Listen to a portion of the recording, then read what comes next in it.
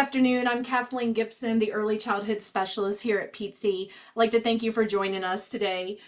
We will be connecting the dots on early support and services for babies and toddlers, and we're very excited to have with us today Sarah Moore with Infant and Toddler Connection. Some young children need extra help to reach certain developmental milestones. And since babies grow and learn so quickly, it's really important to get extra help as early as possible. So Sarah is an early intervention consultant, and she's going to share information with us today about early support available to help Virginia families of young children with developmental delays and disabilities. And I'm so happy to have you here today, Sarah. Thank you, Kathleen. And as Kathleen said, my name is Sarah Moore, and I'm a monitoring consultant with the Infant and Toddler Connection of Virginia. And you'll hear the Infant and Toddler Connection of Virginia program referred to as early intervention. So today I want to talk to you a little bit about early intervention and what we do so you can learn how we can help support you and your child's development. So why is it my slide changed? You have a concern about your child's development. Your child isn't meeting their developmental milestones. They aren't doing things that their older siblings did at this age, or other children the same age are doing things that your child is not. Maybe your child's pediatrician or daycare provider has expressed concern about their development, and you're wondering, now what? Who do I talk to? Where do I turn? Early intervention is here to help.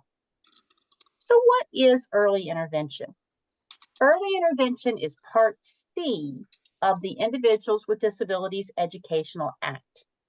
Early intervention serves children from birth to age 3. In Virginia, services are provided through the Infant and Toddler Connection of Virginia by 40 local systems. Local Infant and Toddler Connection systems provide services in homes, child care settings, and other community locations to support families and caregivers in meeting their child's developmental needs. Services may also be provided virtually. So why should you consider early intervention? Parents are the child's first teachers. Earlier intervention services are designed to support your child in your everyday activities and routines by providing strategies for you and child care providers to implement between visits. So why start now? The developing brain is most capable of change during the first 3 years of life. High-quality early intervention services can change a child's developmental trajectory and improve outcomes for children, families, and communities. Intervention is likely to be more effective and less costly when it is provided earlier in life rather than later. So who is eligible for early intervention? Children are eligible for early intervention in Virginia if they have a 25% developmental delay in one or more development areas. These include cognitive, physical, communication, social, emotional, and/or adaptive development. Children are also eligible if they show atypical development or if they have a diagnosed physical or mental condition that has a high probability of resulting in a developmental delay. So if your child is found eligible for early intervention, what's next? All children who are found eligible receive assessments for service planning. These assessments look at strengths and challenges in all areas of development. Assessment for service planning includes gathering information from family and caregivers. After assessment for service planning, an individualized family service plan, known as the IFSP, is developed. This plan will include goals and outcomes based on your concerns and priorities for your child in your household. The IFSP documents the services that will be provided to address the goals and outcomes developed to cover your concerns. So what do early intervention services look like? Services that can be provided through the IFSP might include physical therapy, speech, occupational therapy, or developmental services. The services your child receives are based upon the outcomes identified on their IFSP. Services take place in homes, daycares, or other community locations such as parks, libraries, or even grocery stores based upon your family needs and where you need support. And as I mentioned before, services may be provided virtually. Early intervention service providers coach families to support their child's developmental needs during everyday routines and activities. And they help you plan for follow-up between visits. I mentioned earlier that parents are a child's first teacher. Early intervention's goal is to integrate activities throughout your daily routines to help support your child's development, even when the provider is not there. So what else does early intervention have to offer? In addition to the services I already mentioned, service coordination is provided for all families, and it's included on every individualized family service plan. Service coordinators are integral to the early intervention process. They participate in assessment for service planning and IFSP development and oversee implementation of the plan. Service coordinators will check in with you regularly and connect you to resources and community supports.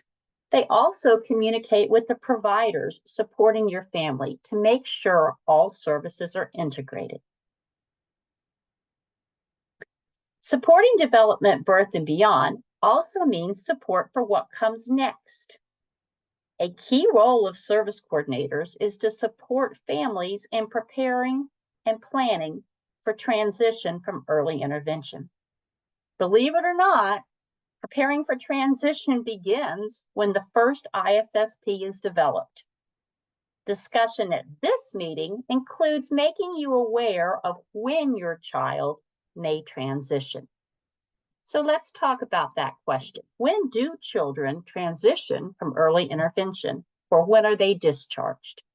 Children leave early intervention when they reach age level in all developmental areas and do not meet any other eligibility requirements. If a child remains eligible, they leave early intervention when they turn 3 and are no longer age eligible. Children also leave early intervention when they begin services with the public schools through early childhood special education. And this can happen anytime between the ages of 2 and 3.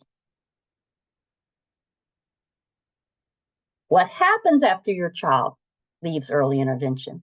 As your child prepares to leave early intervention, service coordinators help you develop a transition plan.